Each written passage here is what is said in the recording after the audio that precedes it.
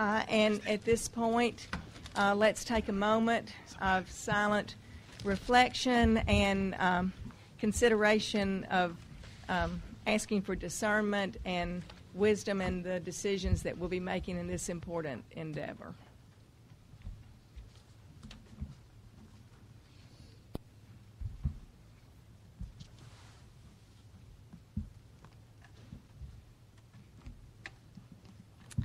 All right, thank you. I trust that everyone had a good holiday and are ready to be back at work, because we've certainly been working hard. As far as I think that in terms of the President's report, there are a number of things going on.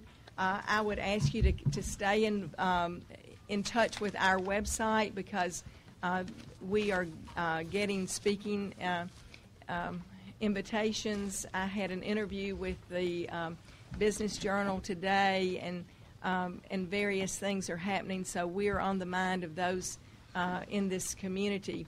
I wanted to cover under that, thank you, Kenya, I'm about to lose everything.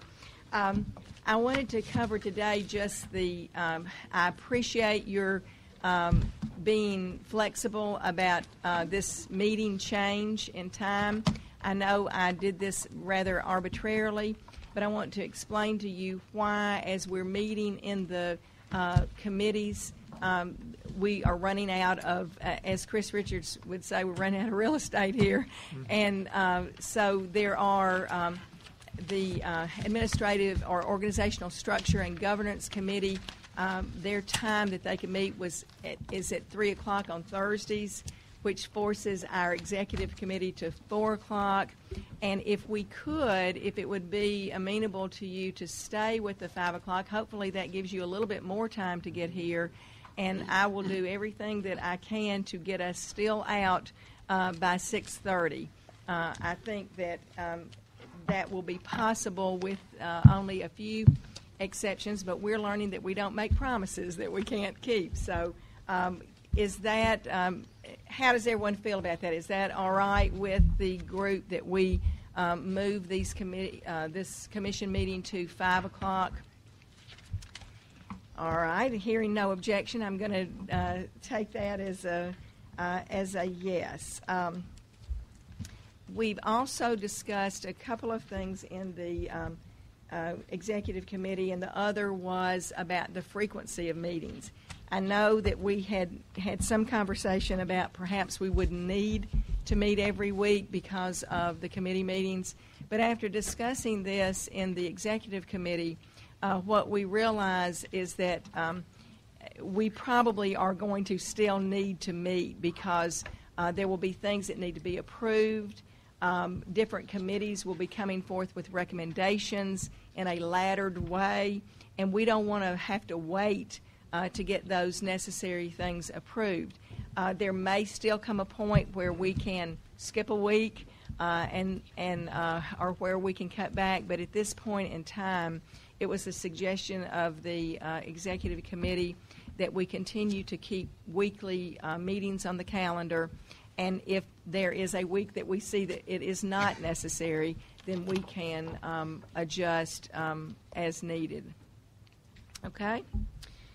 All right. Yes. I didn't do the minutes, did I? Thank you. Thank you very much. You have the minutes in front of you. You've had them to read. And so I need to hear a motion to approve those minutes. So moved. It's been moved by Mr. Jones, and is there a second? Second. Second by Mr. Holden, that the minutes be approved. Are there any corrections or additions or deletions to the minutes? Hearing none, all in favor of approving the minutes, say aye. Aye. All opposed, say no. The ayes have it, and the minutes are approved. Thank you, Mr. Holden. Okay. The next item on our agenda is a new item, but one that we discussed at the vision session that we would begin to have a brief report. Sometimes there may be nothing. Sometimes there may be something from our Shelby County School Board members. Will report to us just as I report to the Shelby County School Board on their meeting. So, Mr. Jones, Mr. Pickler, have you two come together and decided whether you have anything to say or who's going to say it? Or I have not. I would defer to Mr. Pickler. Early, at this point, I don't think we really have a lot to report. The board has been going through quite an adjustment over the past several months, learning to work together with the 7 members of the former Shelby County Board and the 9 members of the former City Board and the 7 appointed members. Really have not taken up any issues that would have a direct impact on the work of this committee. But I know as we go forward that will be moving forward. I know in conversations with Chairman Orgel, one of the things that may come up as a fairly near-term issue is the timeline for actually the appointment of a new superintendent.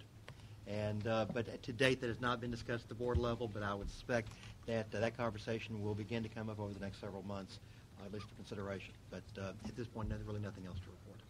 thank you. And are there any questions of Mr. Pickler, Mr. Jones? We'll be asking them to do this regularly. Is that the chairman of the Shelby County School Board that just walked in? Sure. Mr. Orgel, nice to have you. Mayor Goldsworthy, nice to have you. I know everyone is a dignitary, but these are the only two that I'm seeing. Okay. Oh, and there's David Reeves. David, nice to have you with us. Shelby County School Board member. Any others? Reginald Porter. Reginald Porter, back there, right there. I saw Betty Malott here as well. Betty Malott. Where's Betty? She's not. Okay. Thank you very much for being here.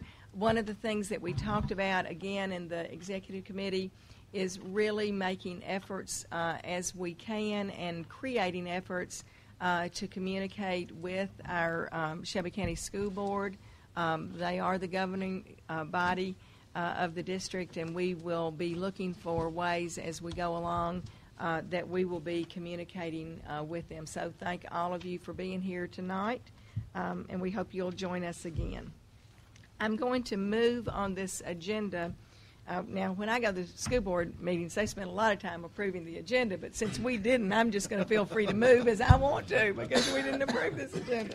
If we can move the BCG update to precede the committee reports, Lane McBride, I believe, is going to do that.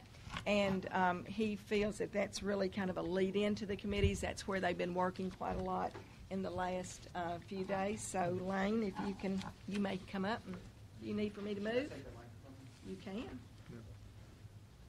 I think you might need to. Can one of you guys flip this over a page?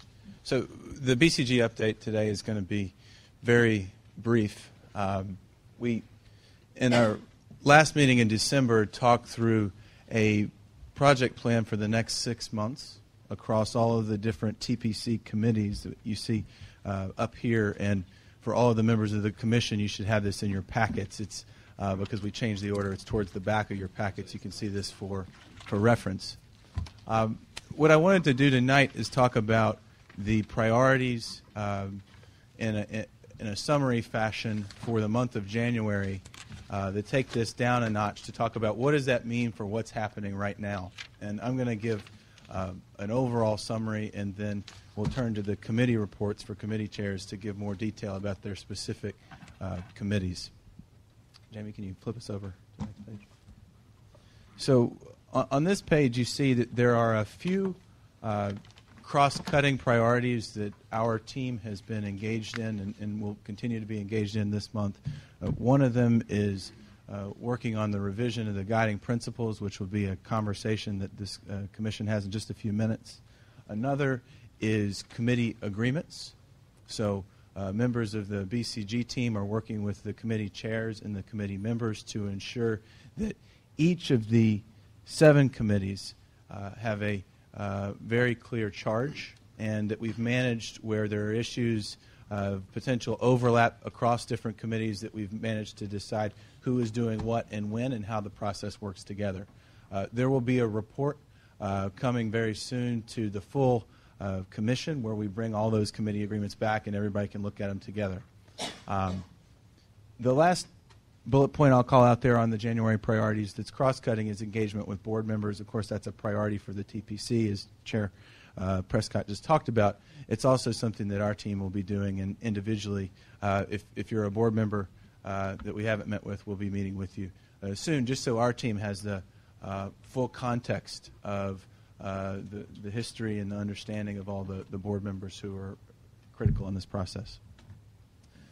Beyond this, there are, as most of you know, 7 different committees, and we've grouped them into 3 different categories. There's the Communications and Stakeholder Engagement Committee, which we'll hear more from in just a minute. Their work is very much off and running. There are 3 committees, the Education and Academic Services Committee, the Assessment Committee, and the Administrative Structure Committee, which have report out to the Commission within roughly in a February time frame, and so those committees are moving, I would say, very rapidly to start to learn more about the current state in the district as relates to their charge. They're also beginning to look at external practices in other places. And then there are 3 committees whose work in front of the full commission comes a little bit later, but they're off and running as well. So we have the Finance, the HR, Personnel, and Logistics committees, which have work that is very much dependent on the work from those other committees before it. But in the meantime, they're doing a lot of work to gather data and information and begin to develop early ideas and hypotheses for their charges as well. So that's kind of a broad sense of priorities. If there are any questions about that, I'd be happy to answer them now, or we can just go straight into the committee reports to hear more about the specific committees. Any questions for Lane? Okay, thank you. The BCG team did take a little vacation, and that was figured into the contract. Am I doing this right? No? I can do a lot of things, but I cannot put a microphone in the... How do I do that? Thank you. Thanks. Thank you.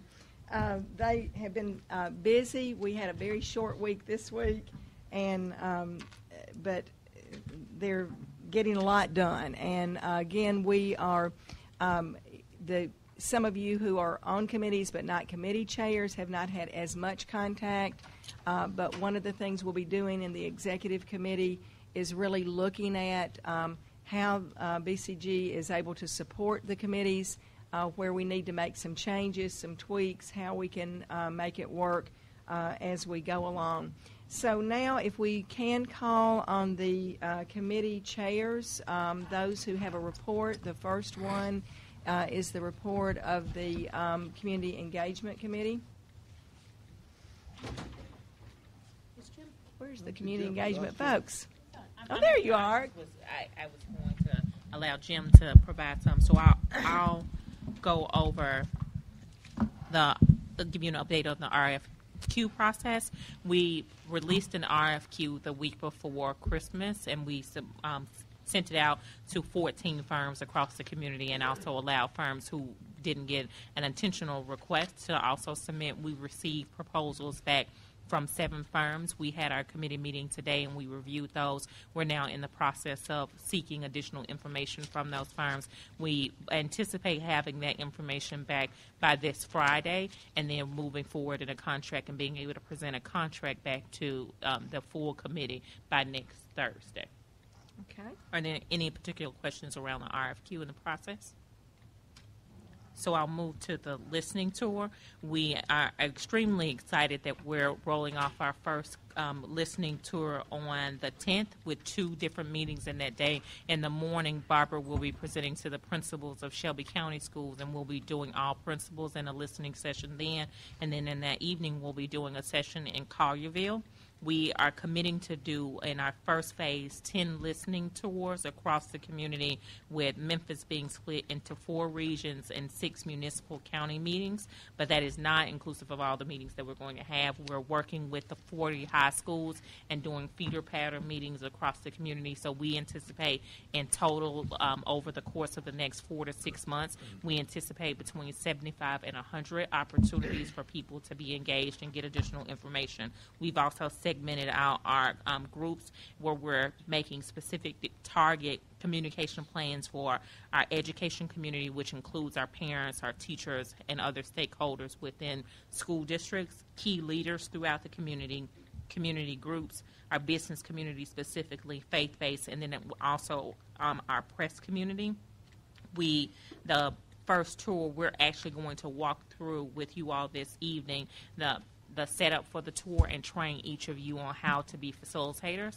So I want to commend Commissioner Hart for his work in diligently putting together the Collierville meeting. And we could not have put this meeting on without the work that he did to help plan it. So I just want to publicly thank him for that work. Are there any questions about our first step on our community listening tour? One thing we do want to ask is that everyone address it as a listening tour, because we want this to be where people come in and we're listening to their concerns and their comments, because we want to have some uniform nomenclature. We've been calling them community forums or different things or community discussions. We want them to be known throughout our Transition Planning Commission as community listening tours.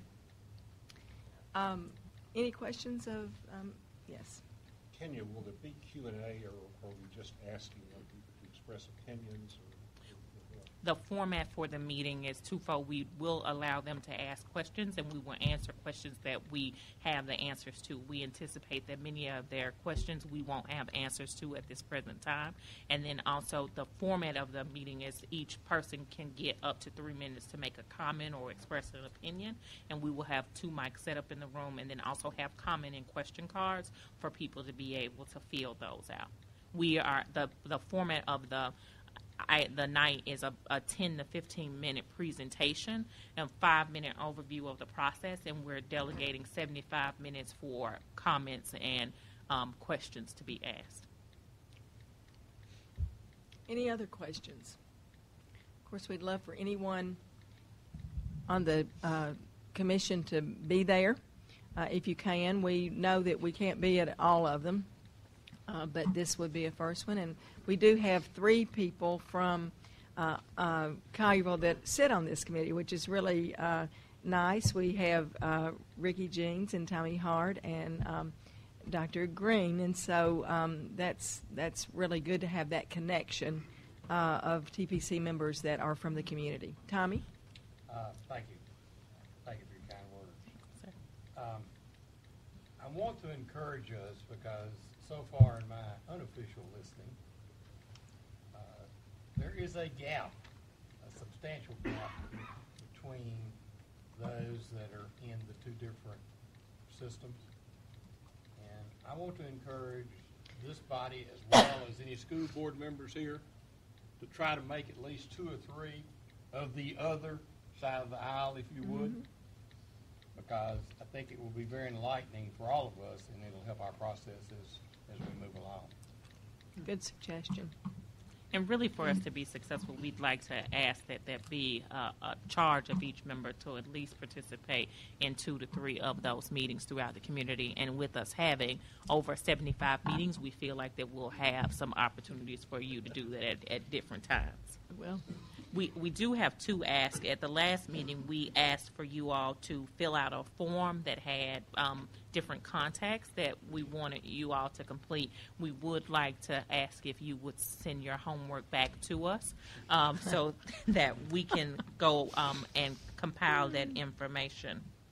And then the other piece is we are asking if you are presenting at different meetings throughout the community, if you would share that information with Ms. Diane Brown so that she can calendar it, so that we're keeping an accurate record of how many of when those meetings are happening. I'd just like to add to that both school districts have been very helpful in getting the information out letters have gone out, and it's been on their website. And Steve Schuler, who is with the county government, prepared a press release, and so we've done quite a bit to get the word out, and so we hope that we will have a good crowd. Kenya, may I go ahead and get the other committee reports before we do the training? There is a training that is going to happen here that is in conjunction with community engagement, but if it wouldn't be too disjointed, if we could go ahead and get the other committees that wish to report. We have the Educational Service Committee and Daniel Keel on the agenda. So Daniel, if you would. Thank you. So I'm going to provide the update from the Education Services Committee, which may seem superfluous since more than half of you are already on the Educational Services Committee, but I want to give it for everybody. We have 42 people on the Education Services Committee, actually, when you count the staff, and that suggests just how broad the scope of what the committee is charged with covering is. So to break that down a little bit, we have separated into 3 task forces: a task force on teaching, a task force on learning, and a task force on supporting. So right now, each of those task forces is sort of operating independently, going through, gathering the information that they need to cover the topics that sort of fall under their purview. We have a whole cumulative list of the topics that the Educational Services Committee is considering. I don't think it's exhaustive, but I think it's exhausting to look at. And so our task, as we see it, is to spend the better part of January in the task forces gathering information so that beginning in late January and into the early part of February, we can start setting priorities out of that list, with the hope that we can start, once we set some priorities, we can start really drilling into the detailed learning and evaluating that has to happen in order for this committee to come together and make some recommendations to the full Transition Commission. Involved in that process here at this initial stage, this gathering information stage, are a great number of staff persons from both districts who have been extraordinarily helpful, extraordinarily generous with their time. They are in the process of, I think at this stage, comparing notes, if you will, across the 2 districts in terms of what they do, whether it be in the supporting group from a student services standpoint or in the learning group from a curricular standpoint. So all of that is happening. Again, the timeline is aiming for mid-February, maybe early February, to sort of set the priorities with the hope that we can stay on track to get some recommendations to the full commission at a good time. I don't know if Fred has anything to add. You covered it well. Dr. Johnson? He's covered it quite well. This is the largest committee that we have, and I say that says that we have our priorities straight, because that's what we're in the business of doing. Is providing educational services. So they're doing a good job, and it is kind of a mammoth undertaking, but thank you for that report. There are no other names on here, but do any of the other committee chairs have any update that you would like to give us tonight? I know you're all meeting. We are in the process of creating a master calendar. I think we have a regular meeting time for maybe all but 2 of the committees, and we may have a regular time for those. And then, of course, we've got the task force in education, so that makes it a little bit different there. But we're trying to do that so that we can have the organization that we need. So. All right, hearing no other chairman wishing to speak, Kenya, I'll get back with you, and you can introduce the next part of the session. I'd like to yield to BCG for the presentation and the training. They're about to do a facilitation training and walk us through the PowerPoint. that we're going to present, we felt it was critical that every member understand the information that's being presented, whether you're the facilitator at that meeting, because you will be called on at some point to facilitate some meetings.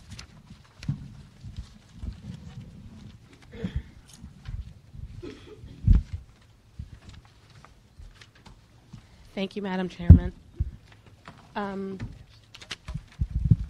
We're going to change over to the facilitation guide. As Kenya said, all of you as TPC members are invited.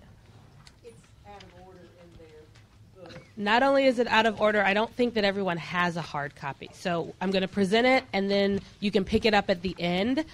We were making copies. We had a couple of changes to language, and because this is going to be your guide, we wanted you to have the up-to-date guiding principles. And so we did make changes to the guiding principles and reslotted that. So thank you for that. As TPC members, you're all invited to all, and we will make sure that you know about all of the listening sessions that we have that Kenya started to mention. There are also roles that you will all likely play at some point, including either facilitator or presenter. And so we wanted to take the opportunity when we had the majority of the TPC together at the meeting today to take just 20 to 30 minutes to talk about what the listening session is, what the agenda is, and the presentation itself, so that you all got a chance to make sure that you're at least initially familiar with it. We are happy to take questions about it, either prior to the meeting coming up on Tuesday or at any other time as well, as you might have questions. The point of this particular document, though, is to talk about who are the key roles that people will play, and to give that presentation. This is the Collierville example, but it's the same that will be used for other of these 10 initial listening sessions, and likely the same presentation that will be used in other occurrences of the 75 that Kenya was talking about. So, for example, on Tuesday at the principal session, it's the same presentation. This is the same presentation that Barbara would give. It's helpful if when you're doing one of these sessions, we have AV. That's the way we've set up at Collierville. That's the way that we'll set up these, particularly the larger listening session, the 10 listening sessions that we'll have at the large venues. But if you don't, then these can also be printed out and used. One of the things that we just want to set as ground rules, particularly, this isn't in the presentation, I'll tell you when we get to the actual presentation, but just for us, for grounding's sake, is what the plan for these listening sessions are and what specifically they aren't. In particular, the beginning part of the community engagement, as we talked about on the 15th, is about listening. The listen and learn. And so we really want to invite the community to provide input prior to getting to decisions. And so at the same time that we're doing the benchmarking, at the same time we're doing the current state assessment for both of the current districts, we want to invite community input at this point. That said, and so they are primarily opportunities for community to voice their concerns. But there are things that we do know as a TPC, and we want to present that back. The basic information that may not have been shared as broadly or as publicly available, but everyone hasn't heard, we want to be able to present that in a consistent manner. This is a session where we expect and anticipate that there will be both positive and negative views presented. We will actually structure so that we are inviting both of those.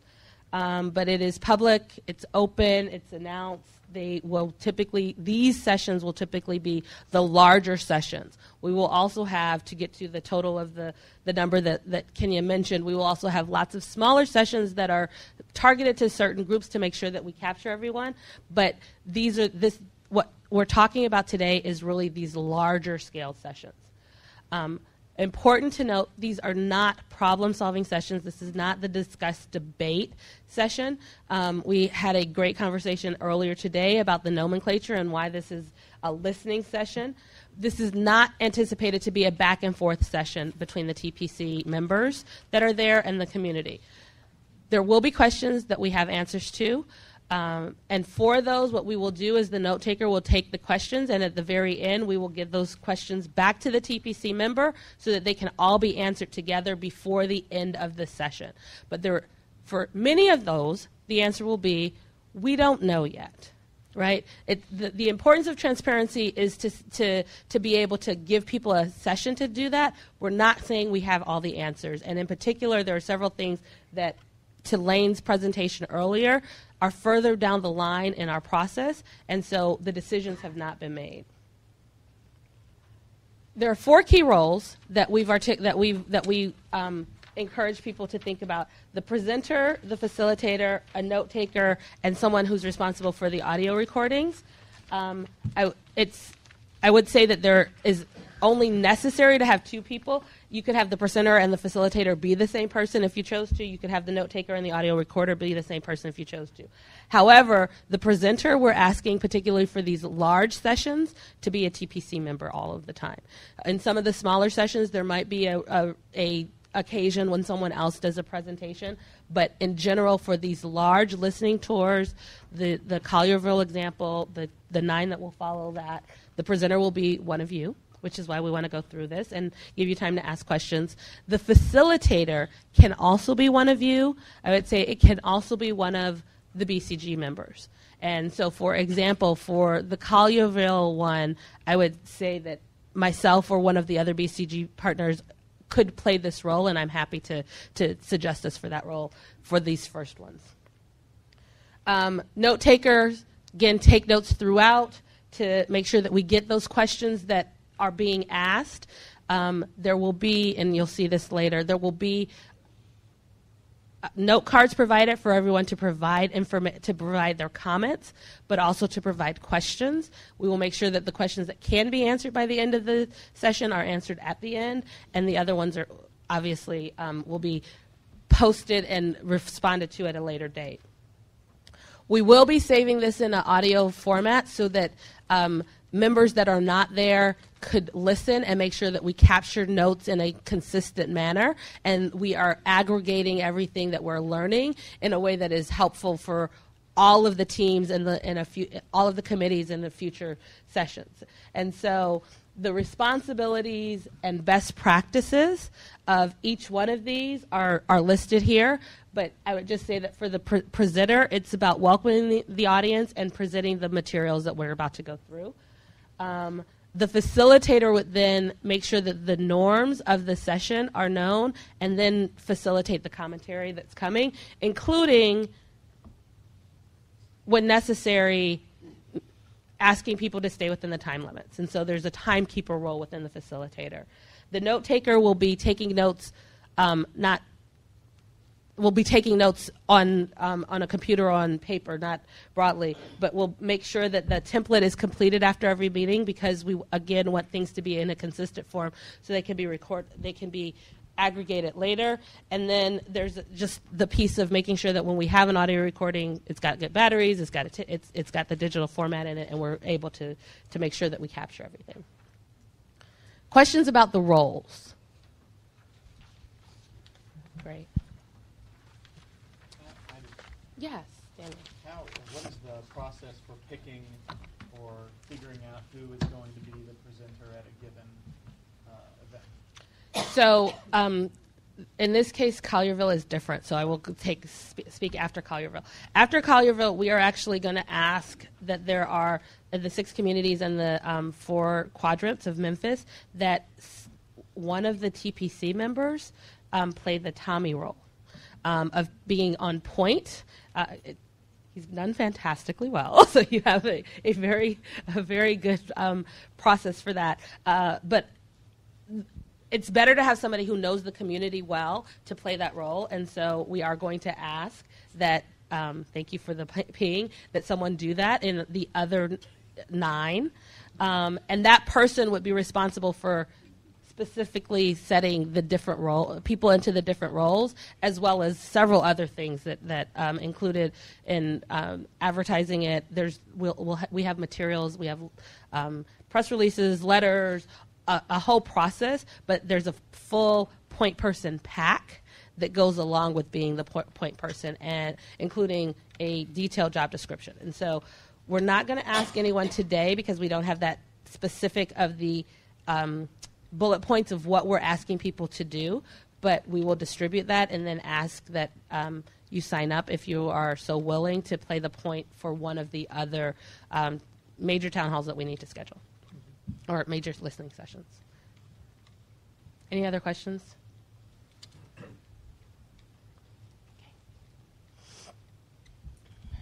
So the purpose of this deck is to be, again, just consistent about the basics that are things that you all likely know backwards and forwards. It's just in a set of materials here that we can all say it in the same way about where we are today. But there are information that we have already heard are known at different levels currently within the different communities.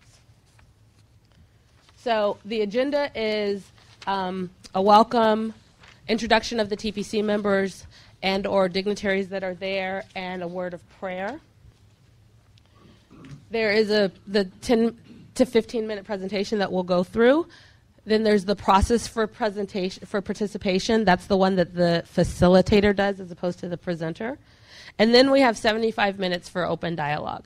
In some sessions that might run longer, but we are suggesting 75 minutes. And then there's a closing that includes answering to the questions that were presented and a benediction.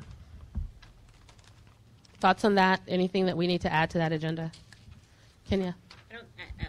There's a piece that's implicit, but notification of ways for them to engage further. If Okay. we could just And make sure that that's explicit in the closing. Yes. And the invitation also for people that have not had a chance to comment, to make sure that they know where the comment cards are and have the ability to drop those off as well. Yes. Just to kind of tag on to Kenya's question, it's a good point. How do we conclude this? Are we giving them a handout? Are we giving them any literature? Do we want to promote our website? How do we conclude this event, leaving the public with an understanding of what the next step might be, how they can take part? It's a great question. So what we had thought about, what we had thought about was closing it with the information about how we'll follow up, what the fact that we have additional sessions scheduled, communicating when those are. But I actually like your idea of having something that's tangible that they can leave with, that directs them to something and invites them to continue to participate. So we can make that available as well as a handout that goes with them when they leave, and gives them some of these basics as well, so that if somebody came in late after the 10-minute presentation, they won't have left without knowing some of the information that was shared there. I like that. Tommy? Mayor, I was thinking about giving the timeline, the 10 guiding principles, and then what I call the connection points, websites, whatever, where they can plug in, because I think they need a takeaway. Right. That's a good one. From this. That's about all we really can That's all we have right share now. at this point, but have that available and make sure as they leave, there's folks there that can hand them out to them. Davius? Part of what I would suggest would be the actual presentation being available for download as a PDF file on the transition committee's website. Yes. We will absolutely do that, and we will do that prior to Tuesday's first session. If we could also include in the handout just the action of requesting that members share this information with others and invite others to the other meetings that we're having. So a list of the ones that Have whatever scheduled. Should we open it up for bookings? Like somebody says, yeah, we heard you tonight. Would you come back to so-and-so, so-and-so's? We'd like to invite you to something else as a part of that takeaway that the mayor mentioned. Sure. I think might need to include, would you like for us to reach out to you in a smaller setting or something, because Right. they may want you to come to their community association meeting or whatever.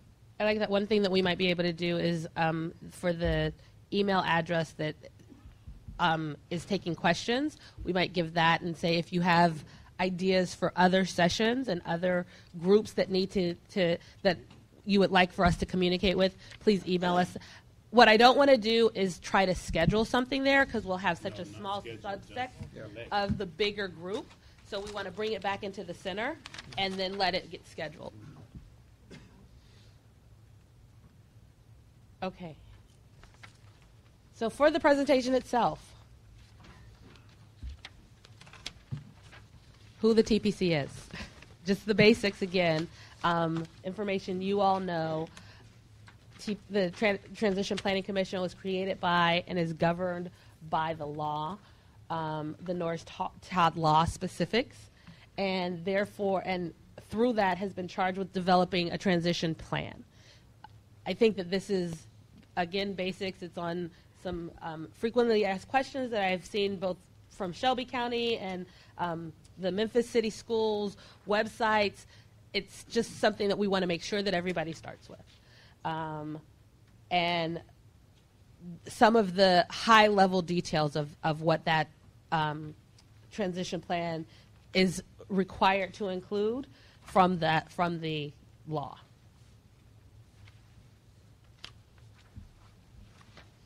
Our process and the way that we are thinking about getting to that transition plan, having the first or this transition plan is just the first step of it. The TPC does not end with turning on the lights to the new school district, and I think that that's one area of confusion as well.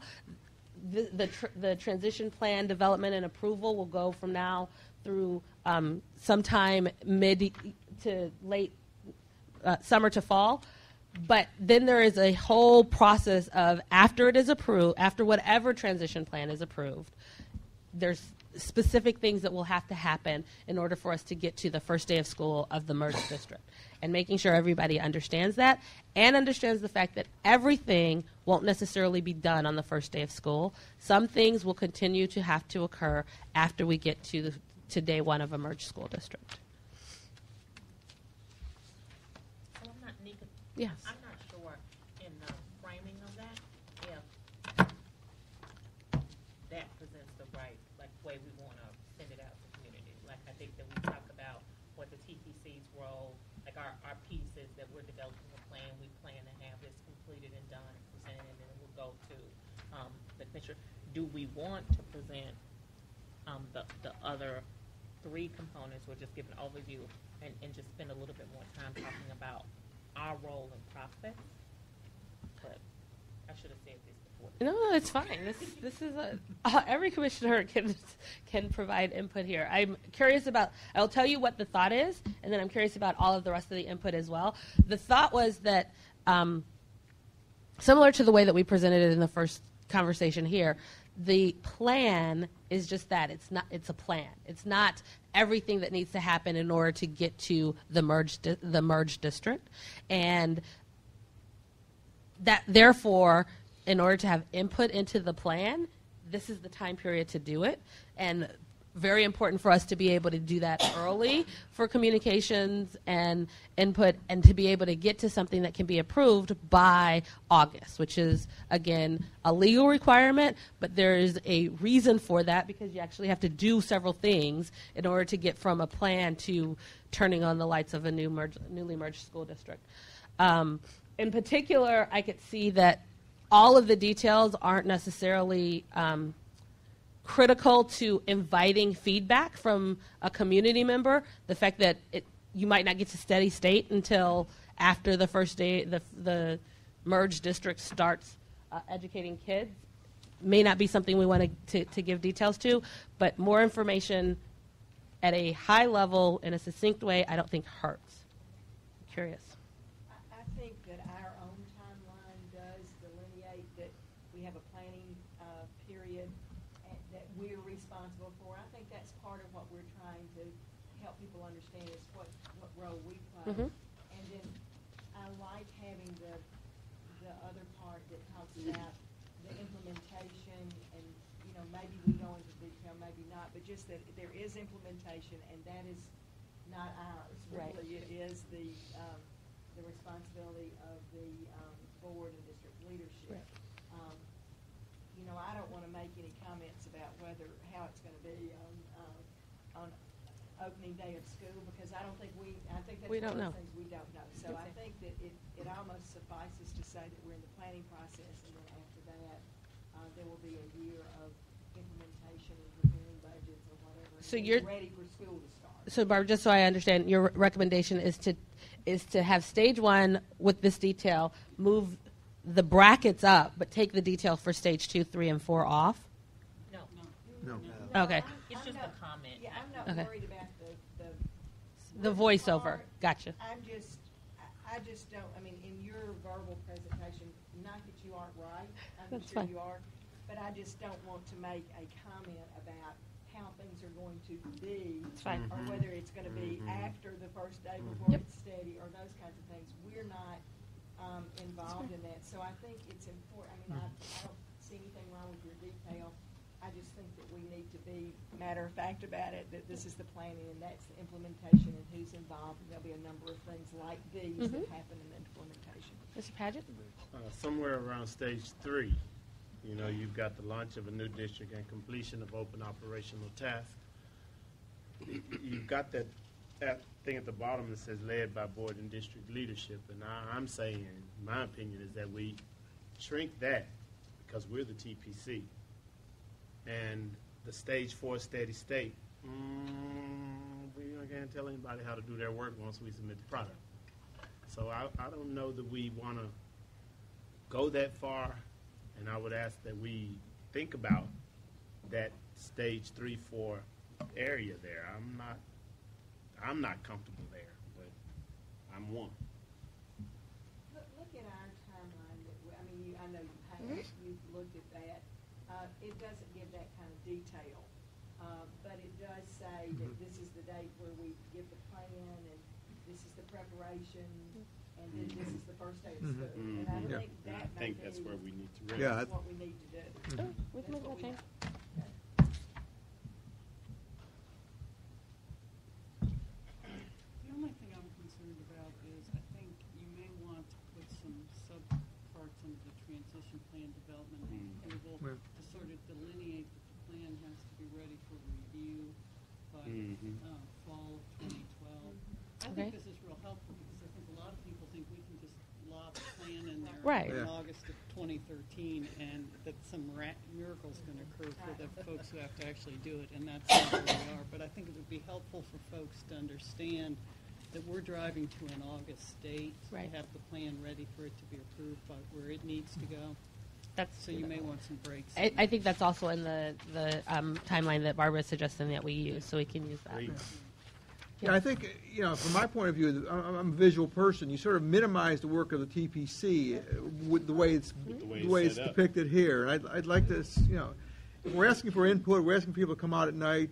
This is a crucial piece. We're putting together a framework. Right. I think we need to somehow visually show that we're putting together something very, very significant. And, That's fair. And it's not just a timeline, but it's what the work that's going to go into this stuff. That's fair, and you're right. It's not. We should absolutely make sure that we are giving the proper weight to the work of the TPC. Excuse me. I think that the intent of this was to say that the TPC isn't all of it, and we can make that in a different Right, way exactly. at that point Okay, in a fine. different way. Okay. Anything else on this one? Okay, so there are lots of questions about who is the TPC and the board, and so we just want to talk about who is the TPC and the individual commissioners that were appointed by the chair of the MCS board, from the Shelby County board, from the mayors, and from other places. And so just so that everybody understands the composition of the TPC. And how that differs from the Unified School Board. This is, again, an area of confusion, I think, right now. We don't want to go into exhaustive detail. We want to just say that there is a difference between the TPC and the Unified School Board, and that the Unified School Board is someone that we will be in contact with throughout both the fact that there are members that are serving on both, but also the board has the responsibility of considering this plan for approval after it's done. One thing that I think would be helpful on this side is we always talk about the TPC is responsible for the plan. The Unified School Board is responsible for the day-to-day operations of the district. The current operations and the operations after there is we can. I would just emphasize governance. The word governance. That's fair. Yeah. That's fair. Yes. Mayor. Although it's really not in our portfolio, it's a question that comes up frequently. There's still some confusion in the public about the transition of the school board. And How it happened? Well, what's going to take What place? happens going forward? Next summer. The elections and Somebody just needs to be ready to answer that question. yes. Would you all recommend that we add a slide that actually details? Yes. Yes, that would be good about the elections and how many there will be when this thing is said and done. I was going to say, is that something that is known, the specifics of how many there will be when it's done? No, not the number of how many it will be, but it is known when. Yeah, We can still get to that point because one part, we can get to the point that, I would just say September 1st, 2013. At that time, the Shelby County School Board will be made up of 7 members. However, the county commission has indicated that they plan to expand that board member, or that Shelby County School Board from 7 to a yet to be determined number, but no more than 13. We'll put together a timeline that says this is the current board, and the board composition is expected to change September of 2013. Excuse me, and that there could be changes after that based on changes from the Shelby County. Right, but there's what's an also in there interim? too, there's another August of 2012 that there could be a possible change of individual members, but not necessarily the number that What makes up scares that. me about this is that it's so confusing, Yeah. and there really is. I mean, we really do know, but it's kind of confusing. Well, what we don't know is who decides to run in the 7 That's districts. right, and so I hate for us to get onto that focus at this point. On the other hand, there might be a simple way to get some I information. think if we put up the boxes, but not we have one that has the current individuals now, but then we have just empty boxes. It basically says that right now it's 23, August it'll be 23, but 7 of those could change, and they will be the permanent ones, and then, not necessarily identified individuals, but having almost placeholders. So, Mr. Jones, do you have a slide that the board is using currently, or a document that the board is using currently that details that? I don't have a document, but Mr. Pickler and I are both familiar with it, and so if we could. So if I provide do any- one, you can review it. Yes. Oh, yeah, absolutely. That's easy. Mr. Keel? I agree that this is an important thing to include because I think there's so many questions about it, and I don't think that the board, and I could be wrong, I don't think the board is out there in the same way explaining it, and No. so if they're not, then we are who is going to have to answer that question. We will add a slide after this one that says what that is. The big star on that's what we work on.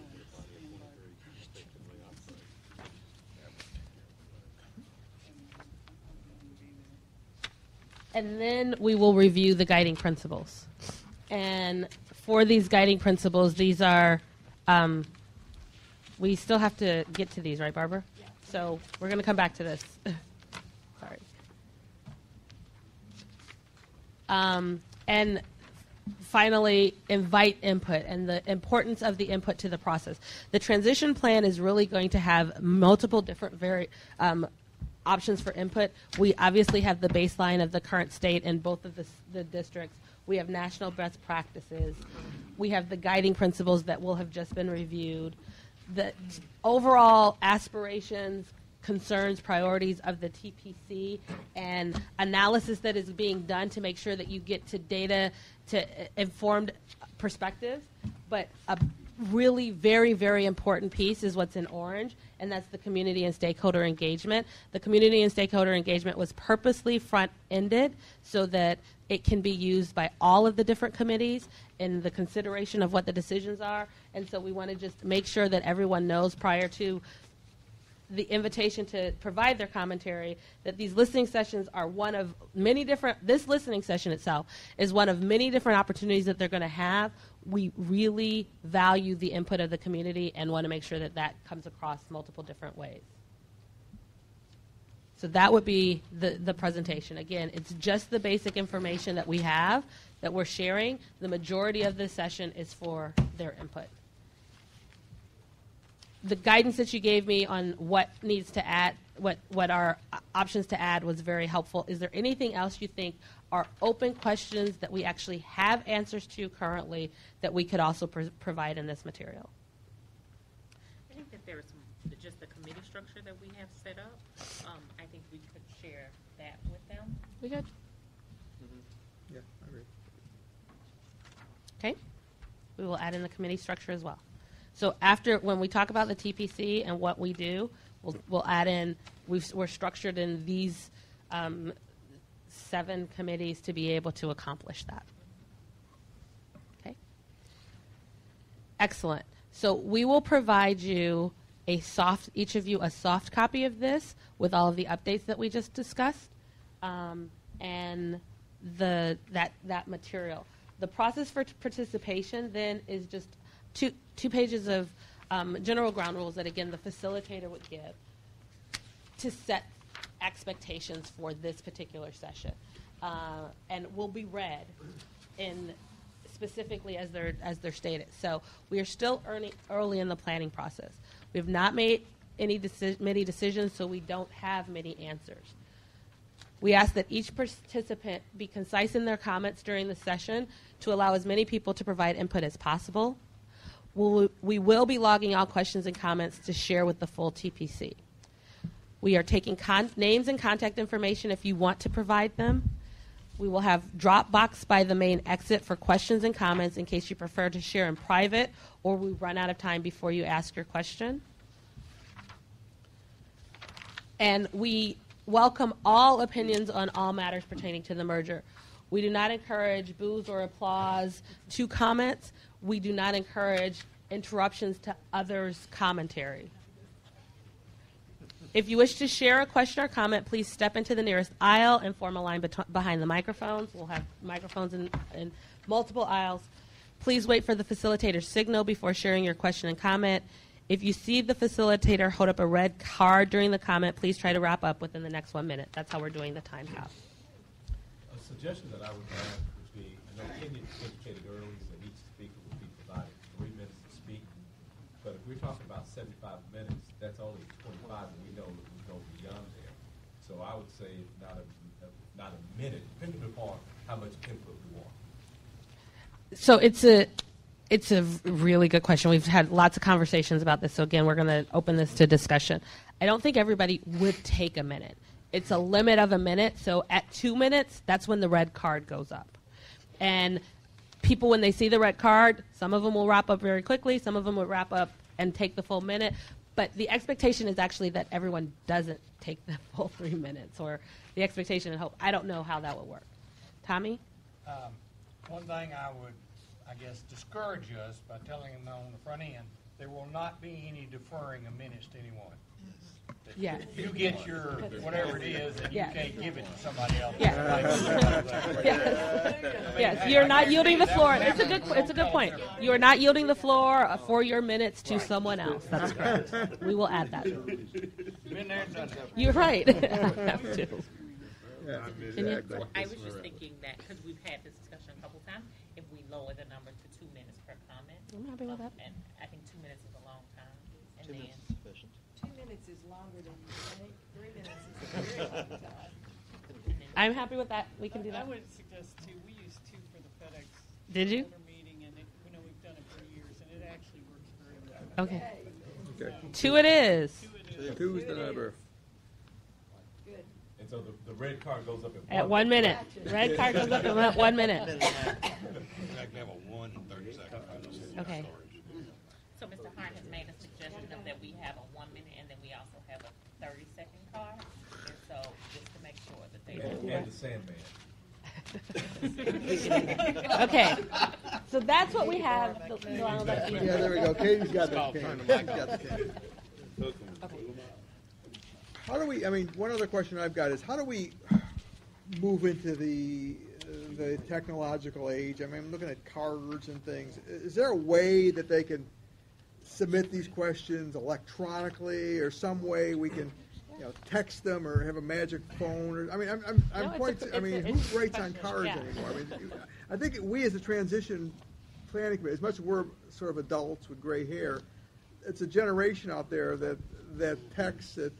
And so how do we sort of collect this input electronically? So someone could sit there and text something to a site where they don't want to fill out a card, but they want to send a text or something. Right. So I have seen it done before, and we can think about doing it where you have two maybe computers set up. So you're not asking people to text, because then you could be thought that you're collecting their information, whether they want I agree with to that, or but not. But you could have something set up in the room where they are typing directly into whatever.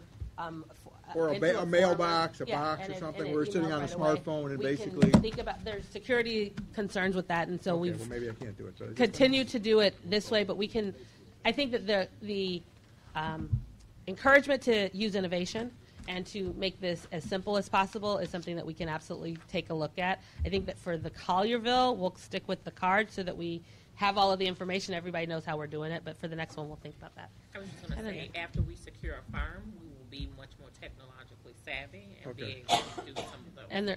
And the website will be open after the fact, so people don't have fine. So once we secure the PR firm, there will be a website. Part of that is the social media aspect to it. There will be a website that is open to comments all of the time. So the community forums will not be the only option for people to provide their commentary. Okay, thanks. Yes. The staff Yeah, at the church, I kind of brought up this, I guess, in general terms, said the problem is bandwidth. And they could see very quickly collapsing the bandwidth from this where no one can use it. And so I think your concept of giving them a way to access it, even afterwards is fine. Yeah. We will, for this one, we'll continue to use the 1970 version instead. Other options.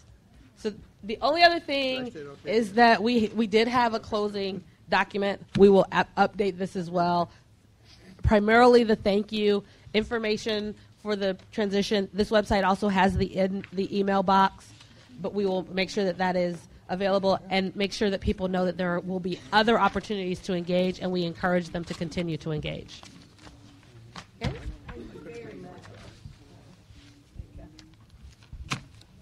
Okay, I think that, thank you very much for that, and we'll be, as Tommy says, we're trying it out. We're not expecting any booze or tomatoes. We're expecting to have a good evening, and as is with anything, we will work out kinks as we go along, because there'll be a few kinks, and we will probably, but we will work them out. So, Barbara, yes. one other question on it.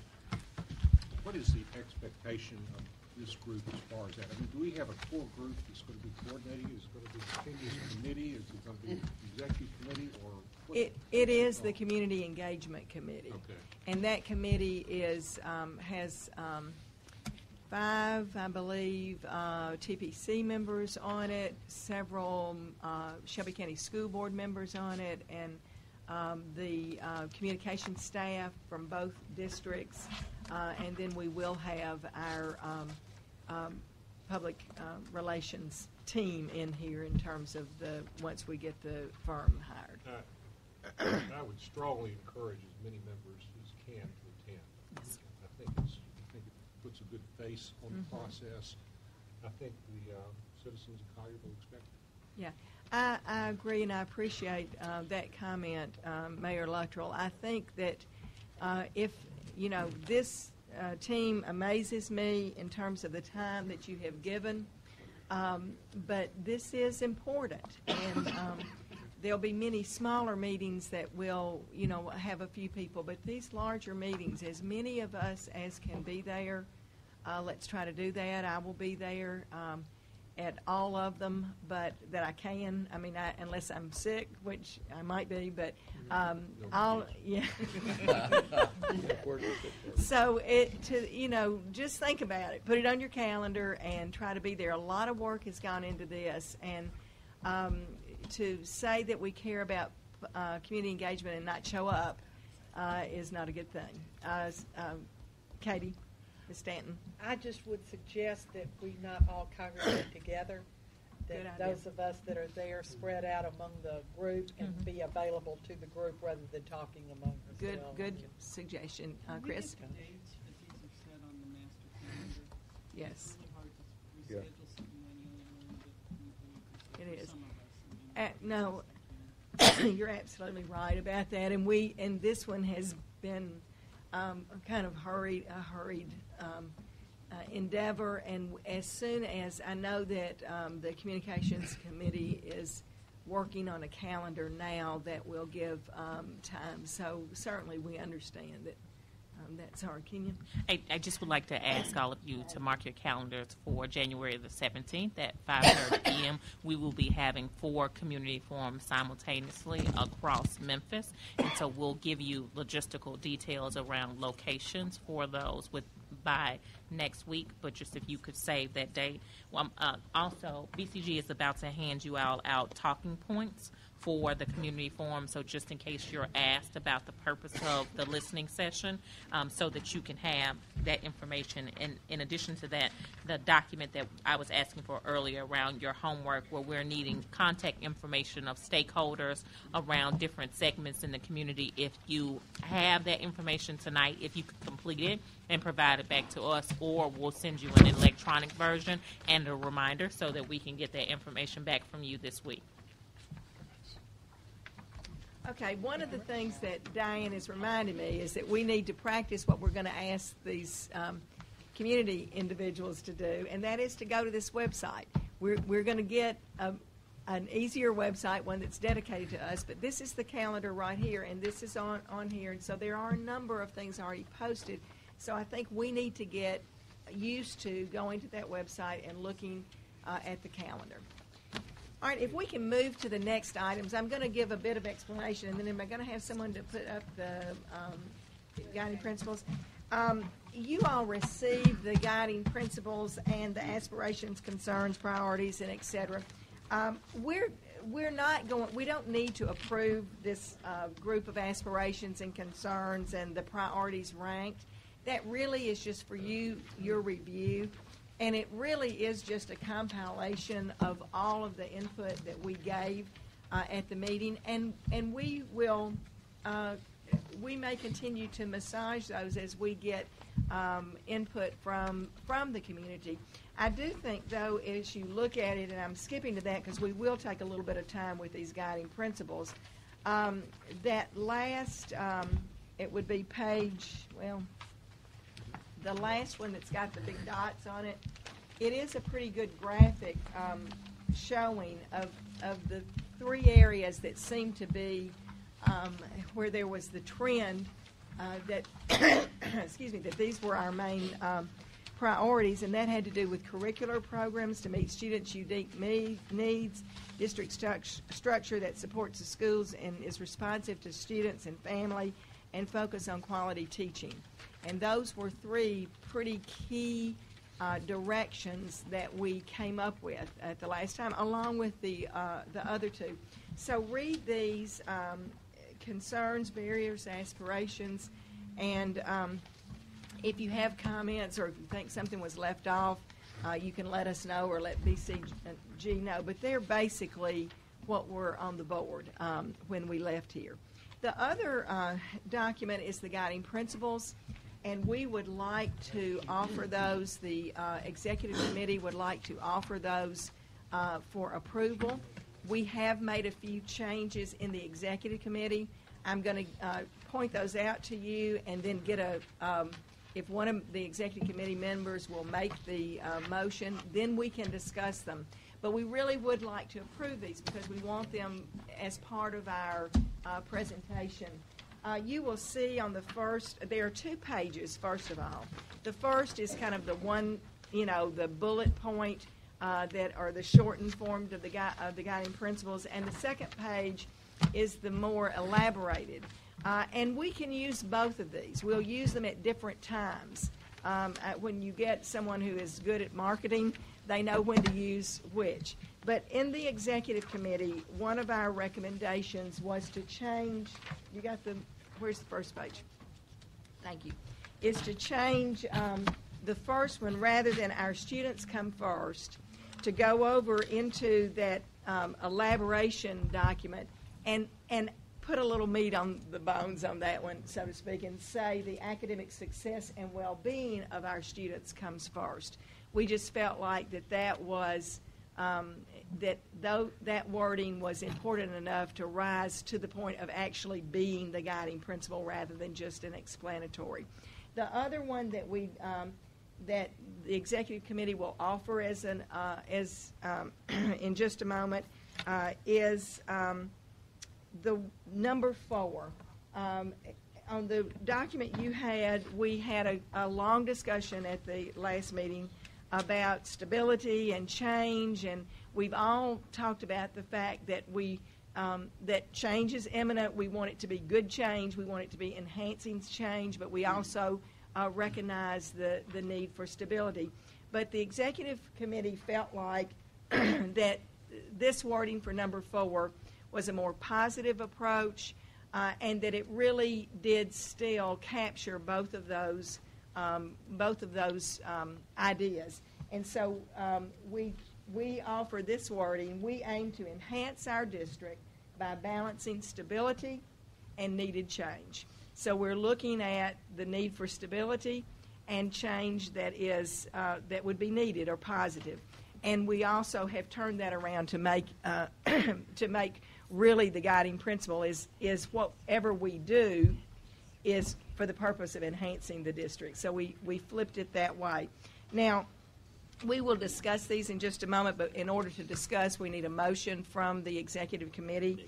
Would one of the members? All right, it's been moved to approve the guiding principles as they are on the board. You made another change on the second page. Let's go to those just a minute. Jay, would you help me with that one? Because there were 2 changes that we made to this. The first, because we changed the first guiding principle to be more comprehensive, the bullet became redundant, so we just eliminated the bullet on this page. And then in the 4th one down, the first bullet remains as it was on the previous document, but because there was a desire, the emphasis before had been on stability with change, unless change was needed, and the executive committee thought that it should be stated more in balance. So there are 2 bullets now, one that focuses on when stability is appropriate, and the other that focuses on when change may be appropriate. And so that second bullet was added because balance was now the focus. okay, so this has been moved for approval from the executive committee, and coming from a committee, it requires no second. So if we could have some discussion, Tommy, Mr. Hart. Did we not approve the initial version of this? I thought we had. No, we really did not. We came to a point where we pretty much had down where we thought we were going to go, but we left it for some wordsmithing. And just to elaborate on that a little bit, 2 of the items that really weren't in there when we left, but we had comments sufficient to add them, had to do with the importance of parental involvement, which is added. Help me there. Number 6, we believe parent engagement is essential.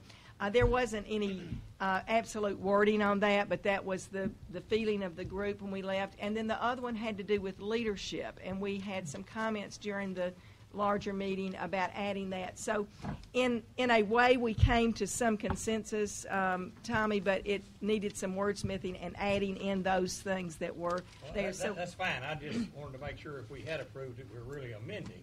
Yeah. So we never approved it. No, we did not. No, we did not. Okay, any other comments about these? Richard? I'm not sure. I may show my lack of understanding of the King's English here, but I believe in the first one, although it's not supposed to be a full sentence, it sort of is, and we have a compound subject, so the verb should match and become plural. It should become, not compound. This man not only can come in budget and on time, he can also pick out grammatical errors in there. So let's get that changed. All right, thank you. It'll be on the second page also. All right, let's get that consistent. Thank you very much. Other comments?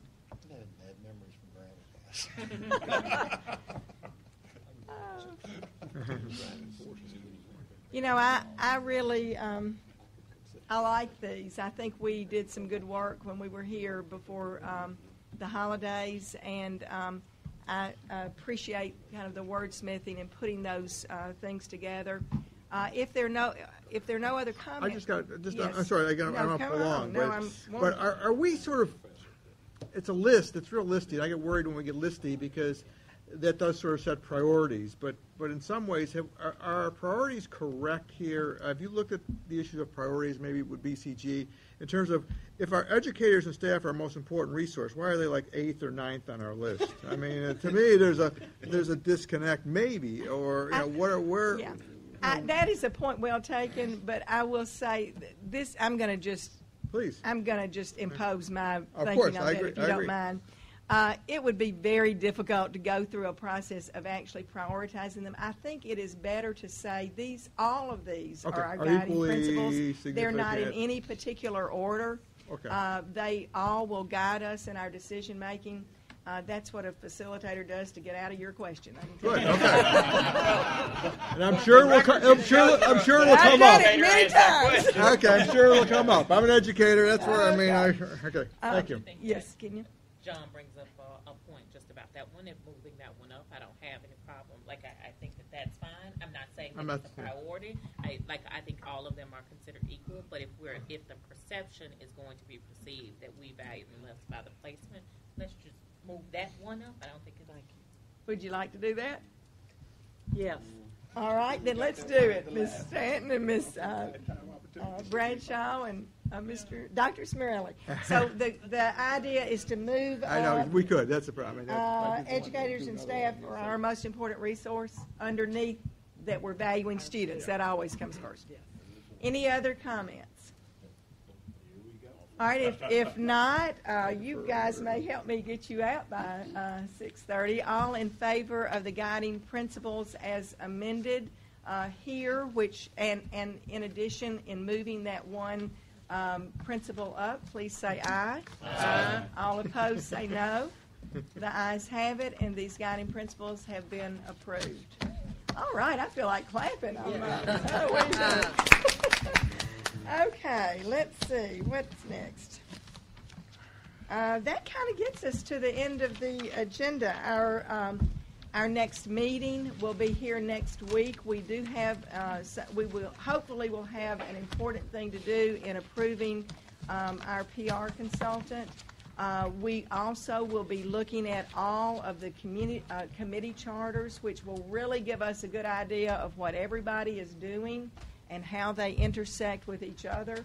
And so we look forward to that meeting, and absolutely remember Tuesday, January the 10th, at the Collierville Methodist Church, and we hope everyone who can fit that into your schedule will be there. Do I hear a motion to adjourn? It's been moved. Is there a second? Second. So let's adjourn. Daniel. Justice.